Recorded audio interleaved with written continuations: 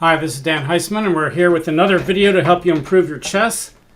In the previous video, we looked at a game from the penultimate round of the North American Corporate Chess Championships, Corporate Team Chess Championships. Now we're going to look at a game in the final round. Going into the final round, the three teams from Wells Fargo, Deloitte, and SIG, which is Susquehanna International Group, were all vying for first place. And it turned out my son, who plays for SIG, was paired with someone from Deloitte, someone who was about 200 points higher rated than he was. So let's take a look at the game between Dallin Heisman and the player from Deloitte. All right, Dallin opens up d4. Black offers a French with e6. Dallin says no thank you with c4. And Black says, all right, in that case, I'll play a Dutch. So one of the things you want to remember about a Dutch is you want to fianchetto your king bishop against the Dutch. So here you could play knight c3 first and then g3. You could play knight f3 first and then g3. You could even play g3 right away. But that's a good tip to remember. You want to fianchetto your king bishop against the Dutch. So Dallin plays knight c3. Black plays knight f6. White plays knight f3. Black plays b6. So now we have kind of a hybrid situation where Black's trying to control the e4 square. Again, White should fianchetto here. White plays bishop f4. That's not a very good move because Black can play d6 and e5 later, and he can also go for g5, and the bishop's going to be a little bit awkward. So even though it looks right now like it's got a good diagonal in front of all those white pawns, bishop f4 is not the most optimal move. All right, so Black fianchettos bishop b7. White plays e3. Notice the bishop has no retreat now, so he's kind of going to be stuck on the side of the board. In some lines, Black could even think about playing knight h5 at some point, sort of like against the knight h5 against the London. So Black plays bishop to b4. Okay, when you're in this kind of pawn structure where Black has not played d5, bishop takes c3 is actually a threat. And to explain this, let's go back about 50 years and explain some of the history of the Nimzo-Indian. In the early days of the Nimzo-Indian, there was a line called the Simic variation, named after the master Simic, of course, where after the bishop pinned the knights, because the knight is guarded, White would just play a3, Black would take, and White would take back. And the Simic variation was not super popular, but it was played at the grandmaster level. In the early 1970s, what Grandmaster Robert Eubner discovered was if White just plays the Rubinstein variation and plays e3 and just continues to develop like this, Black can take the knight without a3 even being played, and then play a move like d6, and then later e5, and White's doubled pawns are very vulnerable. Now, what's this got to do with Dallin's game? The answer is everything, because you basically have a very similar pawn structure in his game. So let's get back to that move. So here, White has the same pawn structure as in the Rubinstein. Black's got the pawn on e6. Of course, Black also has a pawn on f5, which is different than in the Rubinstein. But here, bishop takes knight, followed by not playing d5 is important. Why? Well, suppose Black plays bishop takes, pawn takes, and gives White the bishop pair, and then Black plays d5. Well, the problem is White can always take on d5 and undouble the pawns and just end up with the bishop pair. Now here it doesn't work because after knight takes, Black's threatening to get rid of the bishop pair and take the pawn on c3, so it's a little more complicated. But the point remains, as long as Black doesn't have a pawn on d5, bishop takes c3 check is a little bit of a positional threat. So if we ask Stockfish what move it would play here, let's turn on Stockfish 12. Stockfish 12 says it's White's turn here. It wants to guard the knight with either the rook or the queen so there's no doubling of the pawn. It gives queen to b3 or rook to c1 as the two main moves. And that makes sense because bishop, you don't want those pawns doubled in this situation. All right, so in the game, Dallin doesn't know that. So he plays a3, which is exactly the opposite of what you want to do. because now you not only are letting him double your pawns, but you're also losing a tempo for your development on top of it. So this is sort of the same reason why the Simons variation went out of play in Grandmaster Chess. Is this move A3 is actually forcing black to carry out his threat. So black knows this, and of course he takes the knight. And now he's going to play against Dellen's weakened pawns. And for the next part of the game, black has a little advantage here. Black plays knight e4, hits the c3 pawn. White guards it with the queen. Black castles. White develops the bishop. And black plays d6. Black's getting ready to play knight d7, maybe c5, maybe knight f6. In some lines, black could even play g5. So notice here, g5 doesn't win the bishop right away. If black plays g5, white has a couple ways to play against this. White could just play, let's say white plays castle and black plays g5. White can play bishop g3, and if f4, then bishop takes e4, wins a pawn, because you're losing the bishop for a pawn, but you're getting a piece for nothing. So there's no threat to trap the bishop right away, but you got to keep watching that bishop because he's running out of space. All right, so white does castle. Black plays knight d7. And white plays knight d2. That's a good idea. He needs to create some pressure against e4 with f3, and he needs to create pressure on e4 also with his pieces. So playing knight d2 is a good idea. And again, same kind of reasons, g5 is not going to work here. Okay, so black just takes and white takes. And now if g5, bishop g3, f4, the queen, which recaptured on d2, is helping guard that square, and white would just win a pawn if black tries to do that. So again, the bishop is safe, but every move you got to watch out for getting that bishop trapped. So black does play g5, bishop g3 is forced, and now as we just showed you, f4 doesn't work. So black plays queen there, partly with the idea of playing f4 and trapping the bishop. So now white needs to save the bishop. So white recognizes that the bishop can get trapped here. So he realizes his best two moves are to play either f3 or f4. He decided that f3 was better, and it looks maybe better, but actually the engine wants to play f4. So let's take a look at this. This looks like it creates a bad bishop. It looks like black can maybe play g4. But in these kind of positions, it's possible that you could play queen f2 and bishop h4 and get the bishop on the outside of the pawn structure. Or you could delay that. Stockfish says maybe just play rook ae1 first, queen g6, and maybe now the queen is moved, bishop h4. And the game is about even. All right, let's go back to the game. So in the game, white didn't play f4. It looked anti-positional. White played f3. And here, the engine thinks that after h5, that black has a nice little advantage here. Black plays f4, and now you have to determine, do you want to take first and then play bishop f2, which would open up the g file for black?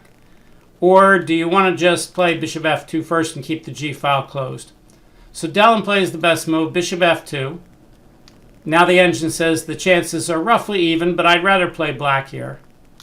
And black plays e5. And now white should go for a break move on the queen side. He has two break moves, a5 and c5. Right now, c5 is not really possible, but playing a4 and a5 to open up the a file is possible. So that's the number one move here. The engine wants to play a4 and thinks that white has a little advantage here. Instead, white makes a move that I didn't like. It's an anti-positional move. White plays e4, and now to some extent, both of his bishops are becoming bad. And the engine, look what happens to the engine evaluation when white plays that move. If white plays a4 here, white is ahead by 0.5, let's say, 0.6, somewhere in that range. If white plays e4 and gives up on keeping the pressure on the center, black's advantage jumps. White was ahead by about half a pawn, now black's ahead by almost a whole pawn. That's about a pawn and a half error jump in position. So making all these bishops bad and not giving yourself any great break moves really makes a big dent in white's position. So at this point after e4, things are looking pretty bad for white. All black really has to do here, let's see what black's best move is. We'll ask the engine again. Black thinks maybe c5. See, c5 is that Hübner move that I told you about at the start of the video. And now, if you ever play like d5 and say, oh, I got space, you also have monstrously bad bishops. And this knight is actually pretty good in this kind of position. So, here, black has all the play. He's able to play h5 and g4 and break on the king's side. If white plays a4 on the queen's side, let's say black plays h5 and white plays a4. Engine thinks black can ignore it. Maybe play king h8 and get ready to put the rook behind the break move. Big advantage for black. 1.5 pawns. Almost pretty much winning here. All right, let's enlarge the board again. Okay, back to the game. So that's what black should do. Instead, black plays h5 right away, which isn't bad, but it's not as accurate. And now at some point, it's going to be a fight for who plays c5 first. It's true, if white plays c5, he loses a pawn. But in compensation, he gets some open lines for his bishops, and that's absolutely needed in this position. So Stockfish says c5 right here is white's best move. White plays bishop e2 to try to stop the break move, but again, this maybe allows black to play c5. Black plays queen g6, backing up his break move. And white plays h3, trying to stop it. But that means later on, when the break move is played, when black gets more pieces on it, it'll have even more of an effect. So here, again, the engine says that black's advantage is about -1. So black gets his king out of the way, but what he should be doing is stopping white's play on the queen side. White has to play c5 at some point just to open the queen side so he has some play. Otherwise, he's just going to get crushed on the king side. And my son does that. Now, that's the best move. And let's explain to you why black can't just win a pawn. Suppose black plays pawn takes, pawn takes, and knight takes. What white can do is mess up all of black's pawns on the queen side, double and isolate them. And then he could even get in with a move like queen d7 check. And Stockfish says he's completely equal here. On the other hand, if black takes with the pawn here, well, then he loses the knight. So that can't be played. So yes, black can win the pawn by playing knight takes, bishop takes, pawn takes. But after queen d7 checks, Stockfish says king f6, gives queen b5, hitting the bishop and the pawn. 0, 0, 0. All right, so back to the game. So white plays c5, but black really has to take it with the b pawn. It's the only way to retain any kind of chances here. And black decides he can't do that, and he plays rook a d8. And when I saw that move, I said, aha, that changes the game. Now white is going to get some play. He's going to undouble his pawns, and he's going to break through. So he correctly takes, black takes, and now what white should do is go ahead right away and play for that a5 break, because it's almost impossible for black to stop him. And now with the center coming open and black's king toward the center, white is able to counterattack on the light squares in the center pretty easily if black tries to throw all his pieces on the king side. It goes along with the famous principle that's not always true, but it's good to know, is an attack on the flank is best met by a counterattack in the center. And here, all of a sudden, white's able to do that, where he wouldn't have if black had played c5. So white plays a4, his best move. Black plays knight f6, getting ready to play g4 and counterattack. Here, white should just play a5. He takes there. That's a bit of a mistake. He doesn't want to open that line for the rook while his rooks are still not doing anything. So even though opening the center is good to go after the king, it's probably not best to do it right here. It also isolates that c3 pawn. So the engine thinks white's lost about 1/3 to 1/2 of his advantage by doing that. Black takes back. White plays queen check, his best move. Now the king really can't come toward the middle.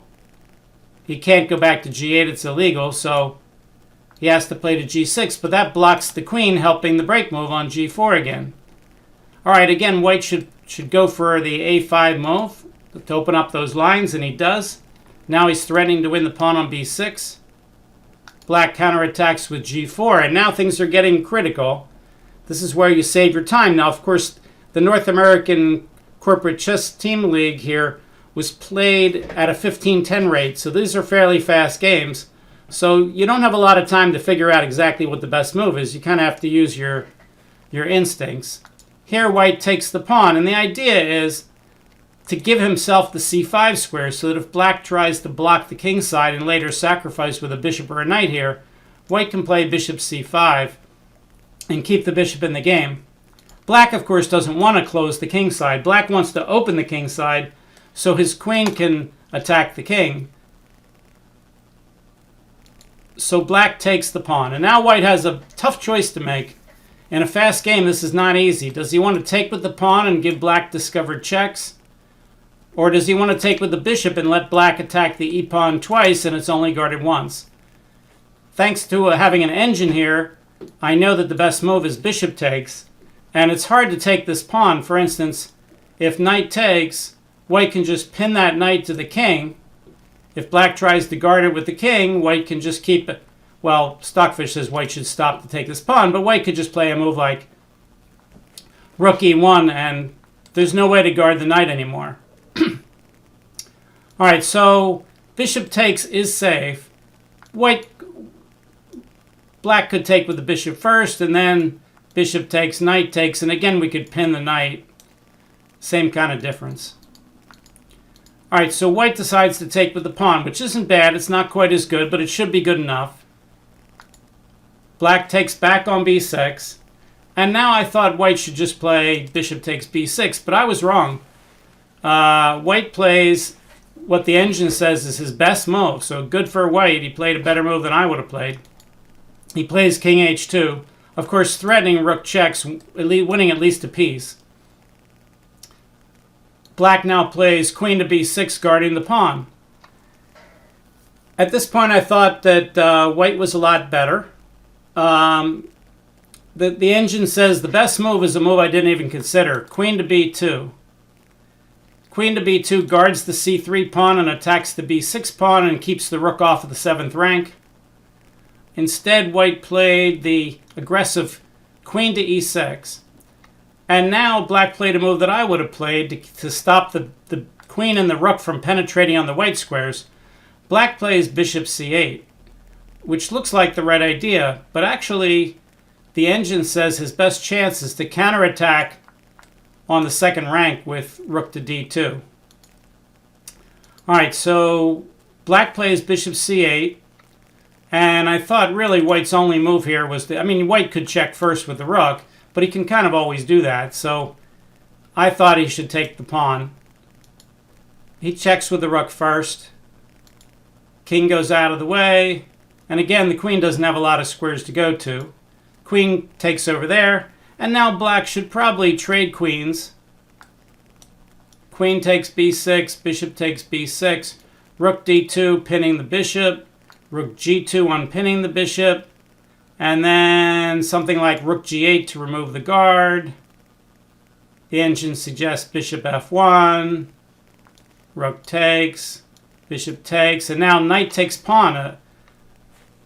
A little tactic, and now if the pawn takes the knight, then he can play either f3, or Stockfish actually calculates he can play bishop b2 first. And, oops, did I make a mistake? Let's take a look. Oh, rook to b2. I thought it was bishop to b7. I had the part of the engine covered. So rook to b2 with equality. All right, let's go back to the game. So black's best bet is to trade queens here. Now, I think from a team standpoint, I think Dellen's SIG team was slightly ahead of the Deloitte team, and I'm not sure how Deloitte was doing on the other boards. So it's possible that the Deloitte player thought, if I trade queens, the best I can get is a draw, and I really need to win this game, so let's keep the pieces on the board. I'm not sure, whether he was thinking that or not, but in team chess, those things sometimes happen. But in any case, black decides he's going to keep it complicated, and he just takes the pawn on c3. But that's a bad move. And now I was sitting there thinking, oh, I see a move that wins the game. And I'm waiting for my son to play, and he's taking some time here. It turns out my move that I saw does win the game. But the best move here is to play rook ac1 and hit the queen. And if the queen counterattacks the bishop on d2, just play rook c6, hitting the knight, and the knight can't easily be guarded. The king can't guard it, the rook can't guard it. And if you take the bishop as a counterattack, after rook takes check, it's mate in two. For instance, if he plays king here, then rook h6 is mate. If he plays rook takes, queen takes, king moves, and of course checkmate. So rook ac1 is the best move. The move that I saw, which I thought was pretty easy, was bishop c5. This is an overworked rook. The rook's trying to guard the knight, but he's also trying to guard the rook. But he has no squares he can go to that guard both pieces, and if he stays there, white will take it with check. So bishop c5 seems to win on the spot. The move that white played is not quite as good, but it should still be good enough to win. He plays bishop h4, and the difference is that when you play bishop c5, rook to d6 is not a move, at least after queen d2. But here, black plays queen here, and now black's threatening to play rook d6 and get out of the pin. However, white has another immediate win, which I saw here. So again, if you want to try to find it, you can stop, you can pause the video, see if you can find an easy win here for white. The answer is just take the knight. Clearly he can't take back with the rook, he gets mated. But if he takes the bishop with check, you can attack his queen, and the queen has no good tempo moves. And now you're threatening a discovered attack with the bishop. For instance, bishop takes rook, wins a rook for nothing. But you're also threatening rook takes queen, and there's no defense. Black can just resign. So I thought that was pretty easy, but unfortunately, that wasn't what was played. So white misses that, and he gets out of the pin with rook to g2. But that basically is the same kind of line, but down a tempo from the other line, and that gives black the time he needs to get back in the game with rook d6. Okay, so now all of a sudden all of white's easy wins are gone, and now he just has, a great attack, but he doesn't have any immediate tactical wins. Stockfish says, yeah, he's still winning by force with bishop g5 check. We can look at that. Bishop g5 check, king h7, queen c7 check, rook d7, queen takes e5, and he's winning. And in the game, something a little bit similar happened. In the game, white first played queen c7, threatening queen to g7 mate. Black played rook to g8, blocking the mate and threatening to remove the guard of the rook on the bishop on g2. White plays his best move, rook on a to g1, keeping all the pressure. Black plays rook takes, white plays rook takes. And now again we've got the threat of queen to g7 mate. Black has to do something about it. Black plays bishop d7. Alright, so there's lots of moves here that are good. You could play queen d8 and get your queen behind here. That's got to be good. That's Stockfish's number one move. Dellin saw that he could win a pawn with a big attack, so he played bishop takes knight, which is also extremely good. Black says, well, I can't just give you a knight. I got to take back even if it's bad for me. So he takes back, and white says, not only do I win this pawn, but I'm threatening a pretty trivial mate in two. And as you could probably see, black doesn't have any great defenses. For instance, if black plays rook to g6, queen h8 is checkmate. But that's the only move he could really think about playing. All the other moves allow check and mate.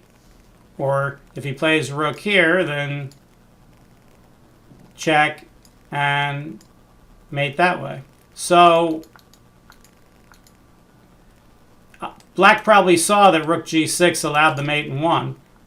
Let's see, is there any other mates besides queen h8? Stockfish, what's the second best move? No, the second best move is not nearly as good. So there's really only that one mate. Well, it only takes one. All right. So in the game, black played queen d6, guarding the rook. White plays check. And now, of course, if king to h7, queen g7 is mate. So it turns out if Black had won this game, Deloitte would have scored 36.5 points and Sig would have only scored 36. So Deloitte would have won the national championship and Sig would have, I think, maybe finished second. But with Dellin winning this game, then Sig ended up with 37.5. We can show the cross table here. Cross table, NACL. Bring that over here. We'll click on Learn More. It's thinking. League format, standings, team standings. Okay, so Sig ended up with 37. Wells Fargo had 35.5 and Deloitte had 35.5 and finished third on tiebreak.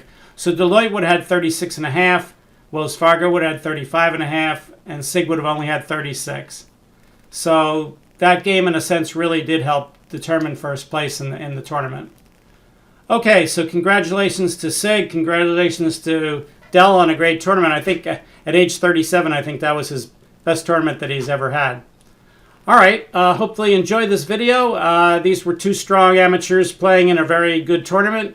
Hopefully that helped you play better. You can, if you liked the video, you can hit the like button. If you haven't subscribed to the channel, hit subscribe. But the best thing you can do is tell everybody about the channel and get people coming in. I think I have 174 videos now on all aspects of improvement. If you want to work on thought process, I got 1 million of them. If you got time management, you want to know how to play when you're way ahead, I have a video called How Not to Play When You're Way Ahead, and all you have to do is do the opposite. I've got all kinds of videos on tactics and strategy and so on. So if you'd like to get better at chess, go to Dan Heisman Chess here on YouTube and check out some of the videos. I have playlists to help you determine things. If you're a lower rated player, check out my basic material playlist. If you want something on endgames, go to my endgame playlist, and so on. All right, we'll see you next time. Thanks for coming by. Bye.